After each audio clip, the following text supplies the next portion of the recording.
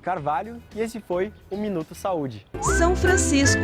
Informações ligue 0800 777 9070 ou acesse sãofrancisco.com.br. Você está na multiplataforma do Grupo Tati de Comunicação. ZYD 988, classe especial 91,3 pela Tati FM. E ZYK 643, rádio 79 AM, onda média 590 kHz. Ribeirão Preto, São Paulo. Agora, na tarde inteligente do Grupo Tati de Comunicação, você confere as notícias e os fatos mais relevantes do momento, de um ponto de vista totalmente diferenciado. Agora em pauta, na Tati FM e TV Tati. Na comunicação, Jorge Vinícius. Olá, muito boa tarde, são 14 horas mais 37 minutos agora em Ribeirão Preto, 2 da tarde mais 37 minutos. Seja bem-vindo ao nosso programa Agora em Pauta pelo Grupo Tati de Comunicação. Hoje é dia 10 de junho, quarta-feira, e hoje o programa muito especial. Afinal de contas, nós já estamos estabelecendo contato com o atual senador, ex-presidente da República, Fernando Collor de Mello. O Collor é o nosso convidado de hoje do programa Agora em Pauta, Grupo Tati de Comunicação, através das nossas emissoras da multiplataforma, as nossas emissoras de rádio, TV. Nós estamos também através das redes sociais, na live do Facebook, na página do Grupo Tati de Comunicação, através do YouTube, pelo nosso aplicativo e pelo portal tati.com.br. Fernando Collor de Mello é o nosso convidado de hoje, ao lado do titular do programa, o professor Sérgio Degrande, mas ele já está conosco. Deixa eu apresentar já o nosso entrevistado, o nosso convidado, e já coloco aqui também o professor Sérgio Degrande. Deixa eu ver se a nossa conexão aí vai ajudar, se a internet vai ajudar. Fernando Collor de Mello, me escuta bem? Boa tarde, prazer em ouvi-lo aqui através do nosso Grupo Tati de Comunicação. Boa tarde, senador. Boa tarde a todos vocês que fazem o Grupo Tati de Comunicação, boa tarde a todos os ouvintes da grande Ribeirão Preto, da região toda. É uma alegria muito grande poder participar com vocês, com a participação do professor Sérgio Degrande, desse nosso bate-papo na tarde de hoje. Ok, Collor, eu vou fazer a primeira pergunta. O Sérgio Degrande já está conosco também, ele é o titular do nosso programa Agora em Pauta. Já entra com a segunda pergunta para você. A minha primeira pergunta é o seguinte: você foi presidente da República, você ganhou do Lula nas eleições diretas em 1989, tomou posse em 1990, sofreu um processo de impeachment em 1992 e renunciou em dezembro de 1992.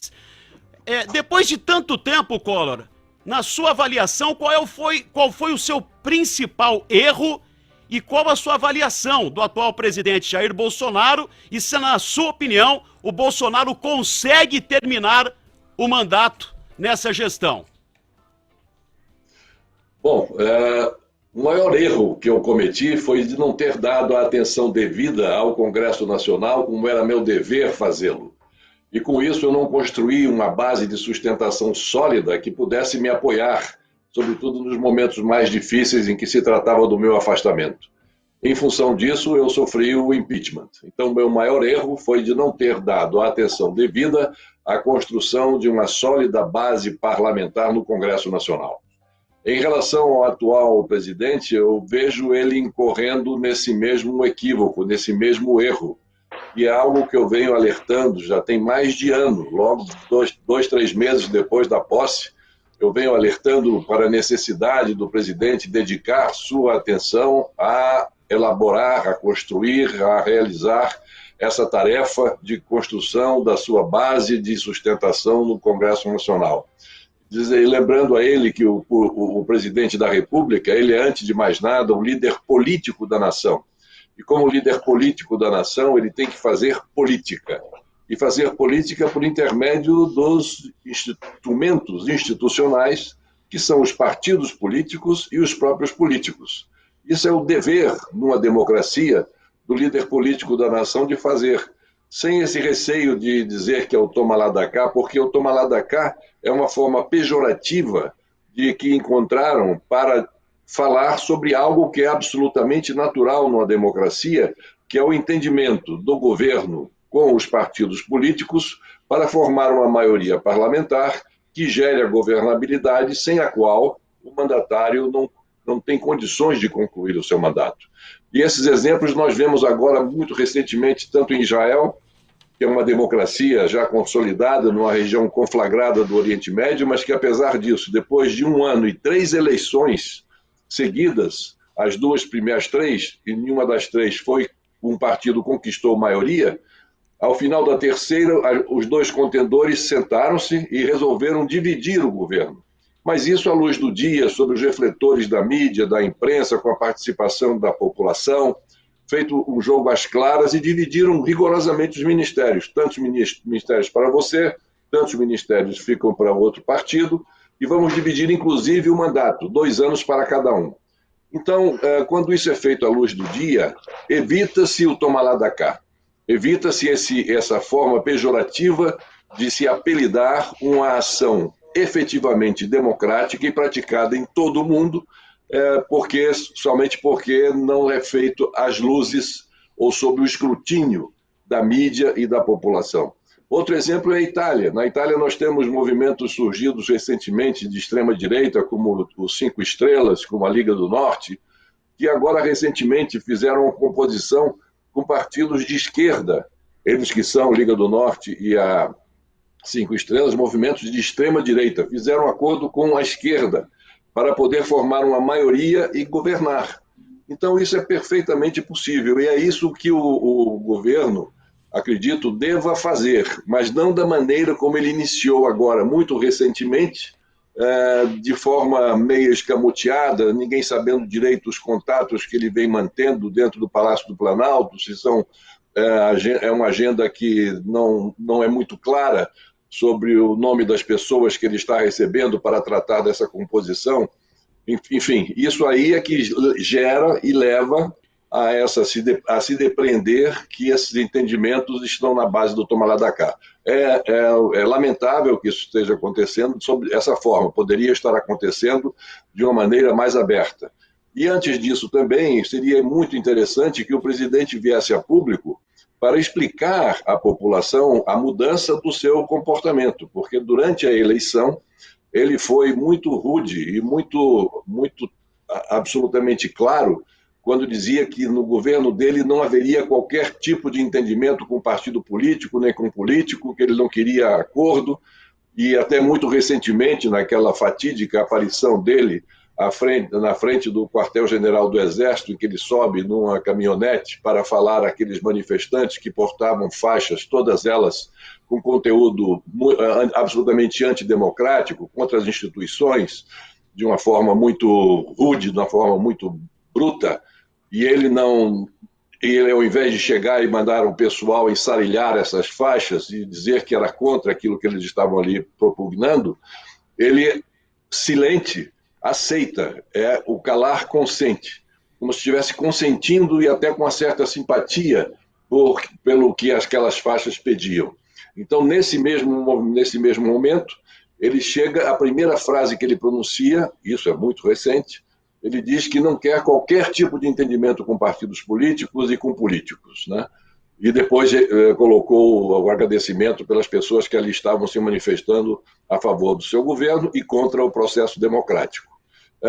De modo que é preciso que ele explique à população o porquê dessa mudança de atitude, para que fique muito claro, ele explicando corretamente, dizendo que errou na sua avaliação inicial, e ele entende que, como presidente da República, é seu dever construir a maioria parlamentar no Congresso que permita a ele exercer o mandato que foi livre, espontâneo e democraticamente concedido pelo voto popular. Então ele pode dizer, se vocês me elegeram para governar, eu agora estou dizendo que para governar e atender a solicitação de vocês, eu vou ter que fazer um entendimento político com partidos políticos de forma institucional, de forma aberta, de forma clara, porque temos um projeto conjunto para a nação brasileira. É isso que eu acho que deve acontecer e o quanto antes. Perfeito, Collor, nós estamos aqui ao vivo com o senador Fernando Collor de Mello, no Agora em Pauta pelo Grupo Tati de Comunicação. Professor Sérgio Degrande conosco também é mais um convidado especial, nosso analista político, historiador Marcos Candeloro. Vamos lá, Sérgio Degrande, a próxima pergunta é sua, Collor, à sua disposição aqui ao vivo no nosso Agora em Pauta pelo Grupo Tati. Degrande. Boa tarde, Jorge. Boa tarde a todos os telespectadores, o pessoal que nos acompanha pela rádio, o pessoal que nos acompanha pelas TVs e pela internet. Estamos falando para o Brasil inteiro via internet.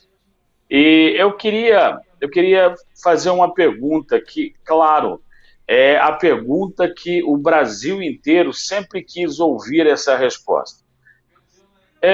Senador, quando o senhor foi presidente, o senhor confiscou a poupança. Isso foi uma loucura para o seu governo. As pessoas ficaram desesperadas. Eu queria saber por que foi feito isso. Havia necessidade? O que acontecia de fato? Porque muita gente critica, mas ninguém chegou para o senhor e perguntou por que isso foi feito. Hoje nós temos Muito bem. a rede social que esclarece, mas na época não tinha. Qual foi o verdadeiro motivo desse confisco? Bom, em primeiro lugar, eu gostaria de dizer que o que chamam de confisco, e o professor Sérgio Degrande conhece bem o vernáculo e entende que confisco é quando alguém tira algo de outro e não devolve. E no nosso caso, não. O dinheiro foi todo devolvido, e não somente da poupança. O bloqueio dos ativos foi muito mais além da poupança, foram todos os ativos, ou seja, foi um enxugamento da liquidez, foi um enxugamento da moeda circulante naquele momento na economia brasileira. Então, o que motivou foi uma inflação de 80% ao mês. Era uma inflação que acometia, sobretudo, as camadas mais vulneráveis da população e que desregulava inteiramente os parâmetros da economia brasileira ou de qualquer outro país com uma inflação que atingisse a esse patamar de 80% ao mês. Essa não foi uma ideia que surgiu da minha cabeça somente, não é? Porque havia um consenso entre as equipes, e isso nós tomamos conhecimento posteriormente à aplicação do programa econômico. Havia um consenso nas equipes econômicas que assessoravam os principais candidatos a presidente da República de que, para combater a inflação, que era o inimigo número 1 de todos os candidatos que ali estavam, era o tema central da campanha, de que para combater esse inimigo desculpe, para combater esse inimigo, que é a inflação de 80% ao mês, nós teríamos que passar por um congelamento de preços. Passar por um congelamento de preços, mas com esse excesso de liquidez na economia, com esse excesso de dinheiro circulando na economia, deixando esse dinheiro sem um certo bloqueio, o que aconteceria? Esse dinheiro iria todo para o consumo, já que os preços estavam congelados. E aí nós teríamos uma inflação pelo outro lado, que era a inflação da demanda, que seria tão danosa ou pior do que aquela que nós estávamos enfrentando, que era a inflação de custos. E, ao mesmo tempo, esse bloqueio ele era necessário para que nós pudéssemos ter um espaço que desse para reorganizar, com as outras medidas que adotamos, a economia brasileira, que estava destroçada. Nós não podemos nos esquecer que nós estávamos também em moratória com a nossa dívida externa, estávamos sem linhas comerciais para o exterior, estávamos com as nossas exportações todas muito prejudicadas, estávamos afastados do sistema financeiro internacional, estávamos fora do radar do interesse mundial. E, portanto, para nos inserirmos competitivamente no mundo, como nós nos inserimos a partir dessas medidas, seria necessário nós combatermos esse nosso principal inimigo.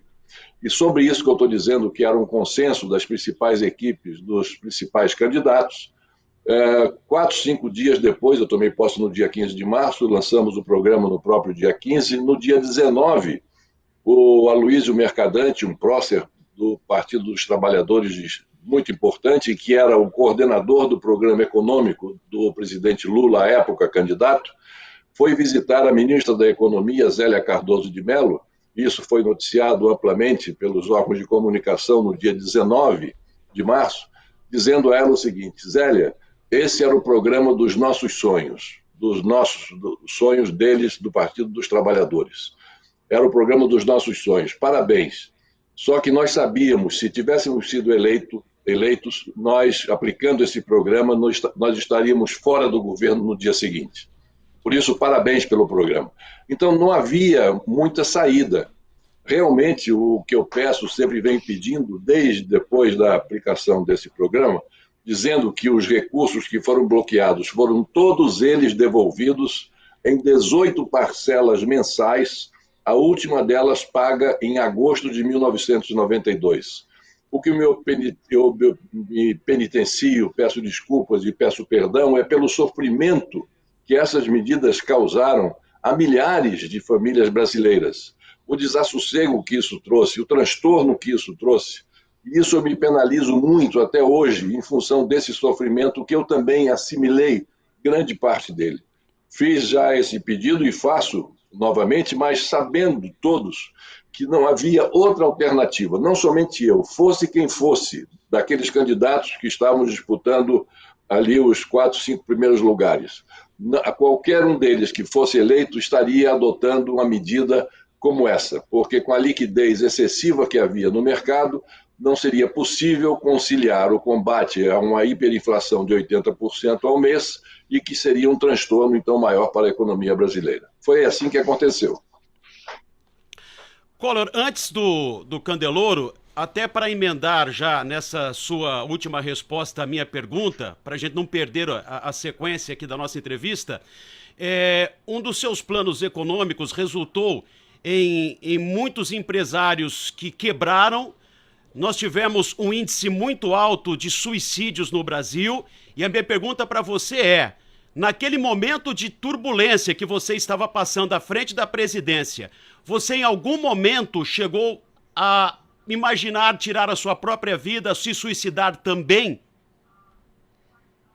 Não pensei. Sobre essa questão das pessoas tirando a sua própria vida, tem aí, inclusive eu tenho comigo, essas estatísticas, que são estatísticas tão pesadas, não é?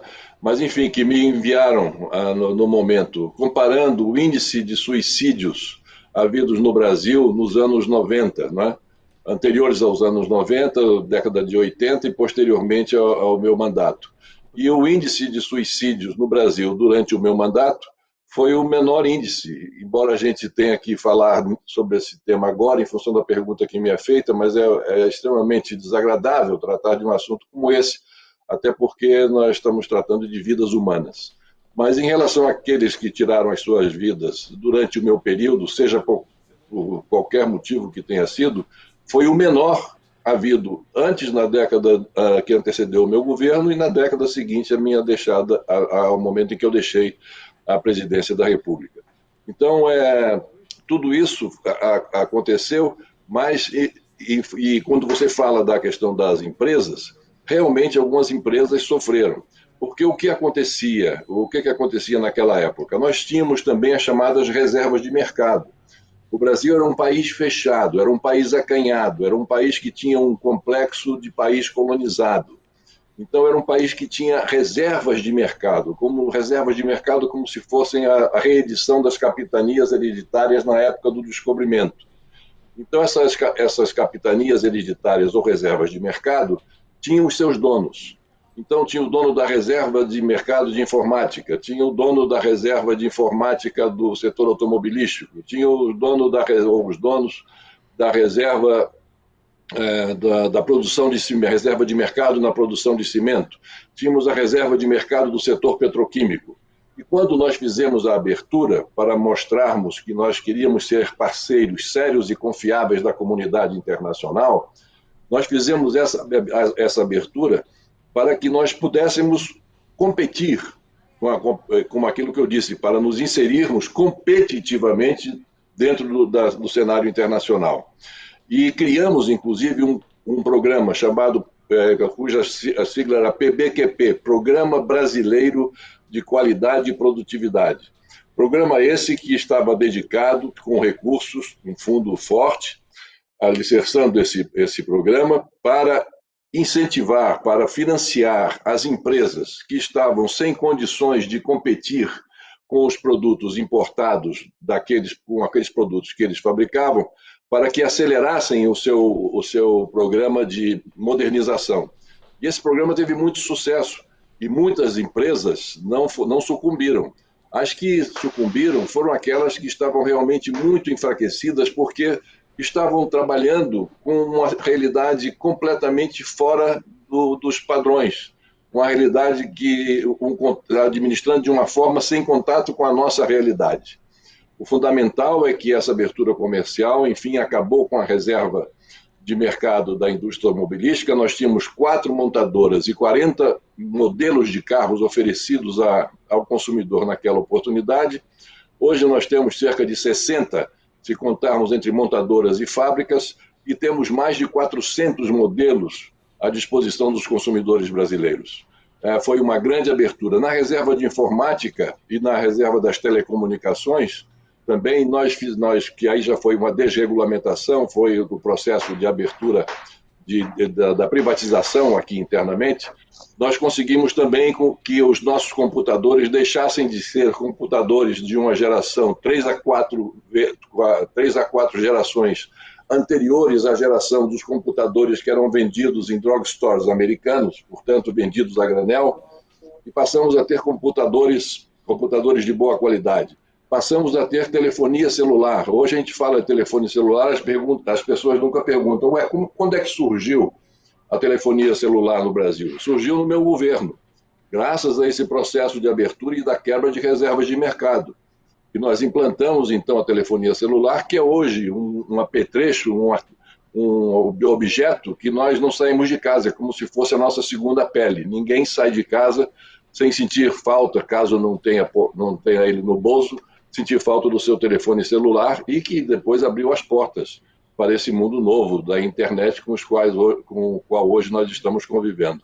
Então, foi exatamente isso que aconteceu, e lamentavelmente, algumas empresas sucumbiram, lamento, mas isso faz parte do processo da reinserção do Brasil na comunidade internacional e no processo de melhorar a oferta de produtos aos brasileiros de um modo geral, que no final das contas era esse o nosso objetivo maior.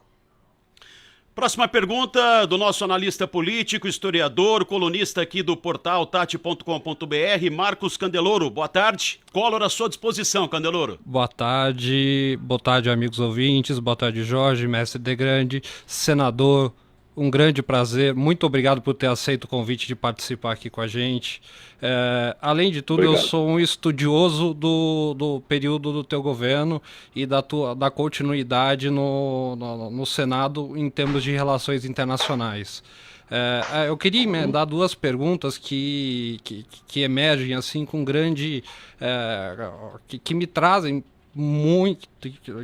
muita ânsia. Até há muito tempo eu tenho tentado contato, que é o seguinte: primeiro momento, aquele confisco foi o remédio amargo que o brasileiro teve que tomar para poder depois estabelecer o arcabouço do Plano Real subsequente, como o próprio Lafayette Coutinho já chegou a falar sobre isso em uma entrevista.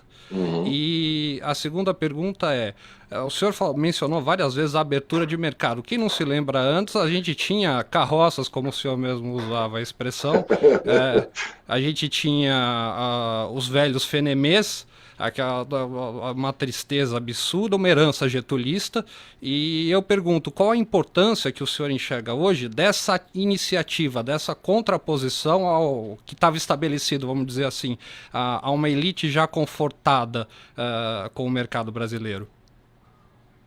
Foi uma luta muito grande, foi uma luta hercúlea, porque, Candeloro, nós estávamos lutando contra uma sociedade, uma economia estratificada, não é? E com os seus diversos privilégios, cada um deles querendo manter os seus privilégios. E governar, como nós sabemos, não é estabelecer prioridades. E a prioridade nossa era exatamente tornar o Brasil um país aberto, um país que fizesse parte da comunidade internacional das nações no seu mais amplo conceito, e que para isso precisava sair desse complexo de, como disse anteriormente, o complexo de país colonizado, né? Então, para isso foram necessárias tomar essas medidas. Essas medidas foram tomadas e contrariou enormes interesses. Enormes interesses. Realmente, aqueles que perderam as suas reservas de mercado ficaram extremamente insatisfeitos. A indústria automobilística, na época, nossa, se insurgiu, sobretudo quando eu falei que os nossos carros eram as carroças, que teríamos que começar a fabricar carros que fossem dignos do consumidor brasileiro, de poder pensar eventualmente em adquirir um produto de boa qualidade, nas mesmas condições daqueles veículos que circulavam no mercado em outros países do mundo, né? Então, tudo isso gerou uma profunda insatisfação, gerou uma reação muito grande dessas elites que se viram prejudicadas pela abertura de mercado. Mas isso foi necessário fazer, senão nós não sairíamos daquele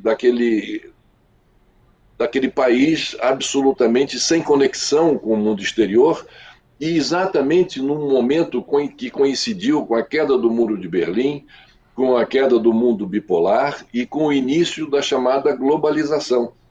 Então, como é que nós poderíamos entrar num mundo globalizado se nós estávamos completamente fora dos parâmetros mínimos para podermos competir a nível internacional? Não tínhamos menor condição, nós estaríamos alijados aí de uma vez por todas, não somente das telas do radar, mas inclusive do hardware dos radares, dos computadores dos países que nos interessavam comerciar. Então, era necessário que realmente se fizesse isso. Essa abertura comercial foi, nós hoje percebemos, até porque ela não sofreu qualquer tipo de retrocesso, para não dizer que não sofreu qualquer tipo de retrocesso, sofreu um pouco em função do momento em que eu deixei, as tarifas médias de importação estavam em 14%, hoje as tarifas médias estão em cerca de 40%. Então, de lá para cá, o Brasil voltou ao cacoete de um país fechado, de um país defendido, protecionista, e a nossa proteção tem que ser em relação a questões essenciais que digam respeito à nossa segurança, aos interesses do Brasil, na sua soberania, na sua segurança que lhe garante essa soberania. Então, tudo isso foi feito, foi realizado, e graças a isso o Brasil hoje é um país diferente. É um país diferente daquele que eu peguei em 1990, conforme aqui já foi relatado. São 15h03 em Ribeirão Preto, estamos ao vivo com o senador ex-presidente da República, Fernando Collor de Mello, aqui no Agora em Pauta, pelo Grupo Tati de Comunicação. Professor Sérgio Degrande, a próxima pergunta. Olha, eu concordo com o Collor, gênero, número e grau, sobre a abertura de mercados. Aliás, eu aqui nesse programa sou um defensor do agronegócio. Eu acho que o agronegócio é a saída para esse país, não tem como, e ele é muito mal gerido até hoje. As cooperativas brigam entre si no lugar de se juntarem para entrar no mercado e colocar o produto brasileiro. Ainda exportamos muito commodities, isso é uma coisa absurda, está na hora da gente jogar muito pesado com a nossa indústria. Senador, qual era o plano que acabou não acontecendo para incentivar esse agronegócio no sentido que eu acabei de falar? Para a gente sair eu vou usar uma expressão que é muito própria aqui do nosso interior de São Paulo, daquela história do Jeca Tatu, e a gente passar para um próspero industrial, que é o que todos nós esperamos que o nosso agronegócio tenha coragem de fazer. Bom, em relação ao agronegócio, no nosso período, eu tenho a dizer que foi São Paulo quem me forneceu o ministro da Agricultura, Antônio Cabreira, um homem do agrobusiness, ainda hoje um fazendeiro e um produtor rural de extrema importância, que já esteve dirigindo diversas associações de classe, e o Antônio Cabreira, naquela época muito jovem, muito desejoso de ver o agrobusiness crescer, fez um grande trabalho. Se teve uma área em que o nosso governo se ouve muito bem, foi exatamente na área da agricultura. Nós batemos recordes em cima de recordes em cada um dos anos que nós passamos. Chegamos, não me lembro agora, não tenho o número exato, mas chegamos a um número realmente muito importante, de acordo com aquilo que o Antônio Cabreira, ministro da Agricultura, ele havia previsto, havia programado e contou para isso com todo o nosso apoio. Então, o agrobusiness, é como você disse, hoje é o grande asset que nós temos, é o grande ativo que o Brasil tem no seu comércio exterior. Se não fosse o agronegócio, né, nós estaríamos com a nossa balança inteiramente desregulada e numa situação muito mais grave do que essa que nós estamos atravessando hoje em dia. Portanto, eu concordo plenamente com você, e na questão da industrialização dos produtos manufaturados, é um ponto extremamente importante, porque o Brasil, dos nossos importadores, o único, aquele que importa produtos manufaturados, o único que eu digo e mais importa produtos manufaturados do Brasil é a Argentina.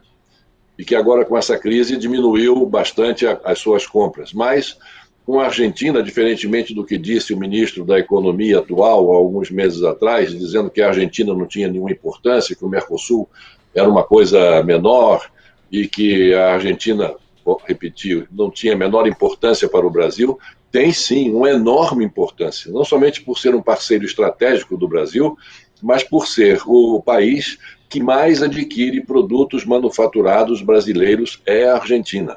E nós precisamos aumentar essa nossa capacidade de manufatura. Mas para isso nós precisamos de muito investimento no processo de produtividade, ganhos de produtividade. E ganhos de produtividade a gente consegue com inovação, com investimento em ciência, em tecnologia, nessa inovação, nessas novas tecnologias que estão aí surgindo. Por isso é fundamental que nós possamos dar atenção não somente à educação, e a educação da base, desde o ensino básico até o ensino de terceiro grau, mas também a questão da investigação na ciência, na tecnologia e em processos de inovação, para que a indústria brasileira, que poderá colaborar e tem que colaborar muito nesse processo, tem que estar absolutamente intrincado com o governo federal nesse propósito, para que ela possa fornecer, sim, produtos manufaturados em condições de competir internacionalmente. Senador, voltando um pouquinho no passado, nas últimas eleições em 2018, você acenou uma possibilidade de lançar a sua candidatura à presidência da República. Collor, você ainda sonha em ser presidente do Brasil? E se a gente voltasse lá em 1989 e voltasse num passado bem distante, com os fatos que aconteceram no futuro daquela eleição, na sua opinião, quem teria hoje, numa disputa Collor e Lula, a maior rejeição entre eleitores do país? Isso é um exercício de uma pesquisa que tem que ser feita e de bola de cristal. É impossível. E a gente vê que em política a gente não pode nunca fazer essas previsões. Em 89, né, no começo do ano de 89, final de 88, começo de 89, ninguém poderia imaginar que o presidente que viria a ser eleito em novembro daquele ano seria o então governador de Alagoas, Fernando Collor. Ninguém imaginava isso. O pessoal falava, o presidente da República será ou Leonel Brizola, ou então o presidente ou o governador Leonel Brizola, ou o presidente Luiz Inácio Lula da Silva. Ninguém falava no meu nome. Nessa última eleição a que você se refere também, para ficar com esses dois exemplos referidos por você, em 2018, até 6 meses antes da eleição, ninguém poderia afirmar categoricamente que o atual presidente seria eleito. E ele acabou sendo eleito nos últimos 60 dias com uma votação realmente muito expressiva e constituindo, né, um grupo de deputados muito forte. De 52 deputados foram eleitos juntamente com ele. Diferentemente da minha eleição, que vocês se lembram que a minha eleição para presidente foi uma eleição solteira. para aquelas pessoas que estejam nos assistindo, é uma informação importante, caso elas não tenham isso gravado na memória, até porque não tem a idade suficiente para isso, porque já lá se vão 30 anos. Na minha eleição, só houve eleição de presidente da República. Nas outras eleições posteriores à minha, a eleição de presidente da República se realizou concomitantemente com a eleição de governadores, senadores, deputados federais e deputados estaduais. Então, na minha época, quando eu me elegi e prestei juramento diante de um Congresso Nacional eleito nas eleições de 1986 e que terminou o seu mandato, esse Congresso, em 2 de fevereiro de 91. Então, eu peguei esse segundo Congresso, eleito em outubro de 1990, 7 meses depois da minha posse.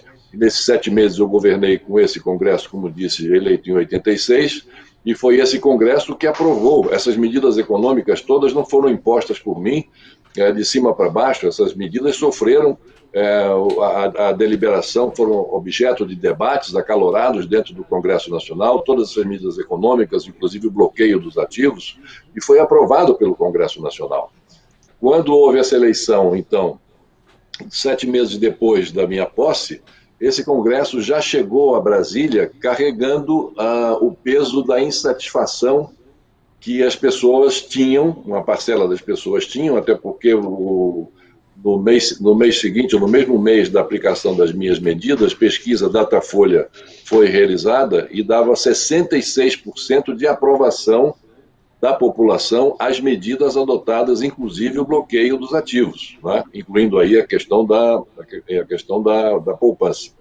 Então, esse Congresso chegou já carregando a insatisfação pelas medidas tomadas, o que é natural, depois de um governo, você frustrando as expectativas de alguns, ou contrariando os interesses de outros por ter estabelecido prioridades, como já falamos agora há pouco. Então, tudo isso carregou, fez com que esse Congresso chegasse mais hostil ao meu governo do que o anterior. Então, foi com esse Congresso que eu tive dificuldade exatamente de construir essa base de sustentação, porque me faltou a devida atenção, né, e a devida consideração que nós temos que ter com o Congresso Nacional. Foi por isso que resultou no que resultou. Muito bem, Marcos Candeloro, a próxima pergunta. Senador, o senhor já aproveitou para falar de articulação da problemática do teu governo em termos políticos, de que houve uma dificuldade com o Congresso hostil. O senhor, na realidade, foi o primeiro presidente eleito. Vale lembrar que o José Sarney foi eleito indiretamente. Ganhou 1 ano de mandato, um plus ainda de 1 ano. E, na realidade, eu queria perguntar o seguinte: como é enxergar hoje a Constituição de 88, que é uma tecla que eu bato muito aqui, a Constituição de 88 como uma Constituição que permite esse mecanismo de impeachment de uma forma totalmente política, e o senhor que foi absolvido no STF sabe muito bem disso, ou a Dilma de Schrödinger, que perdeu o mandato, mas não perdeu os direitos políticos. A pergunta que fica para mim é como observar a comunicação que o Jair Bolsonaro tem feito no Congresso, a comunicação que ele tem feito com a população, e o senhor teve grandes nomes à chefia da tua comunicação, como o Etevaldo Dias. A pergunta que fica é: a articulação e a comunicação, elas devem ser prioridades agora, principalmente no momento de pandemia? Sem dúvida nenhuma. É crucial que essa articulação tenha resultados práticos para que o governo conquiste essa sólida maioria que não somente dê apoio aos projetos do governo, mas que tragam também a solidariedade pessoal do Congresso Nacional, a pessoa, a figura do presidente da República. Essa solidariedade é fundamental para que ele possa aguentar chuvas, trovoadas fortes que virão pela frente. Então é absolutamente necessário que nós possamos ter um governo com estabilidade, para que o país possa, depois de enfrentar essa terrível pandemia, e aqui eu queria aproveitar para apresentar os meus votos de condolências a todos os familiares que tiveram seus entes queridos perdidos por essa pandemia terrível, que é a do coronavírus, as minhas condolências, o meu voto de profundo pesar, e também sempre dizer que vamos perseverar nessa questão do isolamento. É muito importante que isso aconteça, porque esse vírus, como vocês já ouviram falar 1 milhão de vezes, é um vírus contra o qual não há vacina, não há remédio, e que a única coisa que se sabe que é importante para evitar a propagação dele é esse isolamento social, o máximo que se possa fazer. Claro que tem pessoas que são de serviços essenciais que têm que ir trabalhar, mas sempre com o cuidado necessário. Mas depois dessa pandemia, depois dessa crise na saúde pública, nós vamos ter uma outra crise, que é a crise econômica. Nós vamos enfrentar um quadro de extrema severidade econômica, e sem que o governo possa ainda desfazer-se da obrigação que tem de prover as necessidades básicas de um enorme número de brasileiros que estão absolutamente desprovidos de condições de sobrevivência. Então, para isso, o Estado tem que comparecer, como, aliás, vem comparecendo. Agora já estamos estudando a concessão de mais 2 meses no auxílio emergencial. Está se discutindo a questão do valor, porque o governo federal quer reduzir de 600 para 300, mas o Congresso deseja manter os 600, enfim. Mas vai chegar a um entendimento que me parece será os 600, que é o mais justo, 2 meses a mais, além daqueles que já estavam previstos serem pagos, como vem sendo pagos agora, vem sendo paga a segunda parcela.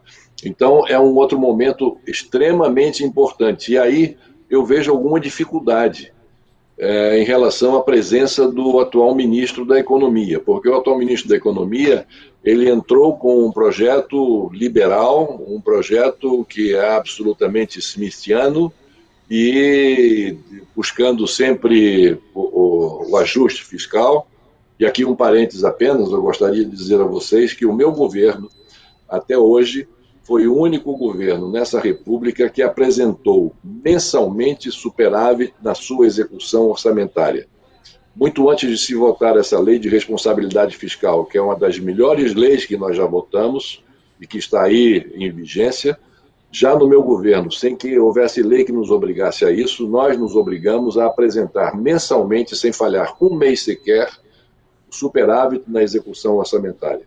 Então, um governo, como um ministro como esse, que tem essa visão de fazer ajuste fiscal, de aprovar projetos visando o equilíbrio das contas públicas, o controle nos gastos públicos, controle, portanto, gastos incluindo aí investimentos em infraestrutura, que está propugnando por parcerias público-privadas, que é absolutamente correto, nas concessões que vêm sendo feitas, o que é absolutamente correto, na desestatização, que é absolutamente correto.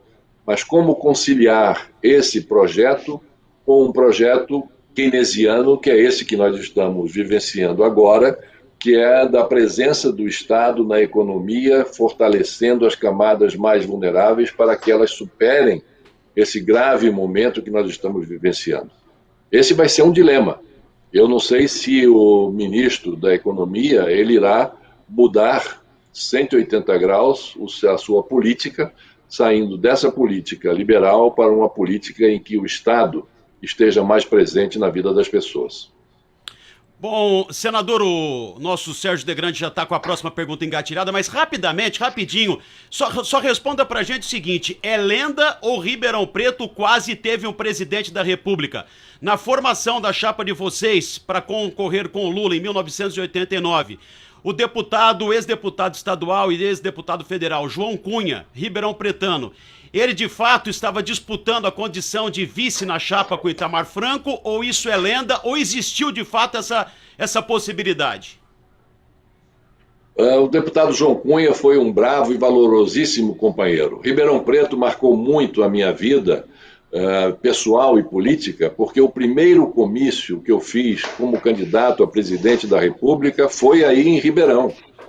Foi um grande comício, um comício emocionante, que me surpreendeu e que me deu muito ânimo de continuar prosperando naquela lida, né, e que acabou dando resultado com a minha eleição. E sempre na companhia do deputado João Cunha, que foi um dos primeiros deputados a vir apoiar a minha candidatura quando ninguém acreditava na possibilidade que essa candidatura viesse a ter êxito. Portanto, a ele eu sou muito grato, muito agradecido por todo o apoio que ele me concedeu, e realmente ele estava, sim, entre os nomes que poderiam ser escolhidos na minha chapa, compondo como vice-presidente. O que houve é que foi uma escolha que nós fizemos em relação a estados, porque se dizia naquela época que o presidente da República, para se eleger, ele teria que ganhar em pelo menos 2 desses 3 estados, São Paulo, Minas e Rio de Janeiro. Rio de Janeiro estava perdido para o governador Brizola, que tinha um prestígio enorme lá no Rio, e que nós sabíamos não adiantaria nós nos esforçarmos, porque lá, enfim, não havia condições de ganharmos no Rio. Em São Paulo, a nossa situação era muito boa, a gente sentia nas ruas, a gente sentia caminhando pelo interior, sentia pela reação das pessoas, e até comprovado pelas próprias pesquisas, que nós iríamos bem, iríamos prosperar bem, e prosperamos. De fato, na eleição eu devo a minha eleição a, fundamentalmente, 2 estados, São Paulo e Paraná. São Paulo me deu 1,5 milhão de votos na frente do Lula, no segundo turno. E o Paraná me deu 2,5 milhões de votos na frente do Lula. Então, os 2 estados juntos me deram 4 milhões de vantagem, e eu ganhei a eleição por pouco menos de 5 milhões de votos.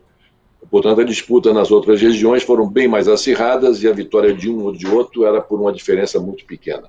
O que garantiu a minha eleição foi São Paulo e Paraná. Mas então eu percebia que São Paulo nós estávamos bem, e que Minas era um território ainda aberto. E Minas Gerais, que nós sabemos da tradição política de Minas Gerais, uma tradição política que sempre foi muito festejada, até pelas grandes figuras políticas que Minas produziu, como também São Paulo.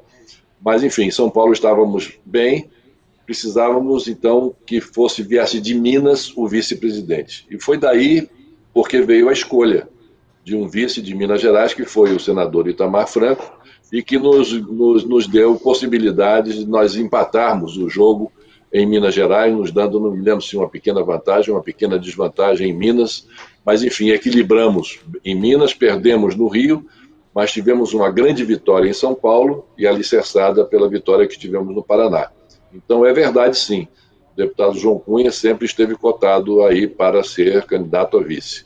E eu quero também lembrar que foi aí em Ribeirão que nós realizamos um grande projeto habitacional, né? Eu sei que o atual prefeito vem se dedicando muito a projetos habitacionais também, meus cumprimentos ao atual prefeito, mas na nossa época havia a Coab de Ribeirão, e nós juntamente, o governo federal, juntamente com a Coab de Ribeirão, nós construímos 30 mil casas na região, 8 mil em Ribeirão Preto mesmo, e 22 mil espalhadas pelo entorno de Ribeirão. Tudo isso com base na agência da Caixa Econômica, que coordenava todas essas ações, mas que era sediado, não sei se ainda hoje em Bauru, naquela ocasião. Então, por Ribeirão Preto, eu tenho um carinho muito especial, tenho enfim, lembranças das melhores possíveis, e quero aproveitar esse momento também para, mais uma vez, agradecer a todos aqueles que eventualmente estejam nos assistindo e que participaram daquela grande luta, mesmo contra, mas que os meus agradecimentos são extensivos a todos os rio-pretanos. Nós estamos na parte final do programa, faltam alguns minutos para o encerramento. Professor Sérgio Degrande, por gentileza, a próxima pergunta, Degrande. Ribeirão Preto. Senador, Ribeirão eu tenho percebido que Ribeirão Pretanos. Eu tenho percebido que um dos maiores desesperos do presidente Bolsonaro está relacionado à família dele. Quer dizer, aquele desespero ao saber que os filhos possam estar envolvidos em esquemas, e ele está fazendo de tudo para blindar isso. O senhor teve problema com a sua família também. Então, não está na hora de acabar com esse tipo de situação, se bem que a do Bolsonaro é outra completamente diferente, né? Mas o presidente não precisa ser mais autônomo nesse processo e deixar a família de lado e o político de outro? Veja que eu acredito que o presidente, nesse caso, enfrente muitas dificuldades. Em primeiro lugar, pela vinculação visceral que ele tem aos seus filhos. É uma vinculação muito forte. O principal entorno dele são os seus familiares. E dentre esses familiares, claro, os seus 3 filhos. Os seus 3 filhos têm mandatos políticos. Um é senador, o outro é deputado federal, o outro é vereador. Portanto, eles têm, em tese, voz própria. Mas no momento em que eles são filhos do presidente da República, tudo aquilo que eles evocam, todos aqueles discursos que são pronunciados e as declarações que são dadas, é muito difícil as pessoas dissociarem essas declarações dos filhos absurdas, algumas delas, dos filhos do presidente, da figura do presidente. As pessoas dizem, não, é impossível que um filho do presidente esteja falando isso sem que haja concordância dele, ou a aquiescência dele, ou mesmo a solicitação dele para que os filhos façam essas declarações, que são declarações absolutamente impróprias, declarações que conspiram contra o processo democrático, que agridem as instituições, que agride o Supremo Tribunal Federal, agride o próprio Congresso Nacional, do qual 2 deles fazem parte, enfim, e tratando de golpe militar, né? Não é a frase de um deles, não é a questão de saber se vai haver um golpe militar, mas quando isso vai acontecer, não é? Então, já prenunciando que é alguma coisa para um horizonte temporal de meses ou de um ano, de curtíssimo prazo. Então, tudo isso conspira contra o presidente da República e faz com que ele vá se afastando da sociedade. A sociedade hoje brasileira é uma sociedade ressentida, é uma sociedade dominada pelo preconceito, pela raiva, dominada pela insatisfação. É um país dividido pelas emoções e pelo calor dessa disputa ideológica. O governo reduziu o seu programa a uma luta ideológica, quando ele deveria ter um projeto e um programa, e falar mais de um programa que pudesse unir a nação brasileira, em que a nação brasileira se sentisse representada neste projeto e que pudesse, com isso, aproximar-se mais do governo, dar o seu apoio e reconciliar a sociedade brasileira, que saiu da eleição dividida e no exercício da presidência o presidente ele tem aumentado essa divisão, lamentavelmente, pela questão ideológica que ele vem praticando.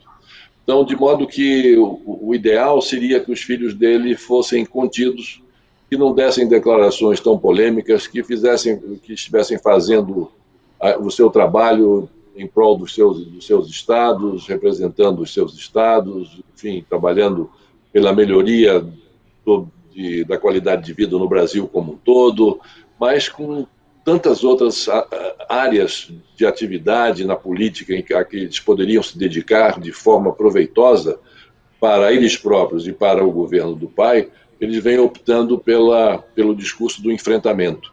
E o discurso do enfrentamento que se casa com o discurso também do conflito. O presidente da República, ele gera conflitos com muita facilidade. Então, sem terem porquê, não é? Então, isso faz com que hoje nós tenhamos um governo que omite as informações agora, depois da decisão do Supremo Tribunal Federal, vai voltar a ser feita a quantificação dos óbitos e dos infectados, como vinha já sendo praticado de sempre, desde o começo da pandemia. Mas é um governo que omite essas informações, é um governo que tem um descaso em relação aos direitos humanos, em relação ao meio ambiente, é um governo que tem de uma fragilidade política, porque até agora não construiu essa base de sustentação, e é um governo que está vivenciando um conflito institucional. Não é? Há hoje em gestação um conflito institucional de proporções que nós não podemos aquilatar. quais serão essas proporções, mas alguma coisa muito séria e muito grave que nós temos que a todo custo evitar, porque um conflito institucional como esse instalado, né, entre o Executivo e o Judiciário, em função de uma ação do Executivo contra o Judiciário. Nós não podemos permitir que isso continue, nós temos que fazer uma trégua, né? E nisso o Congresso Nacional terá um papel extremamente importante.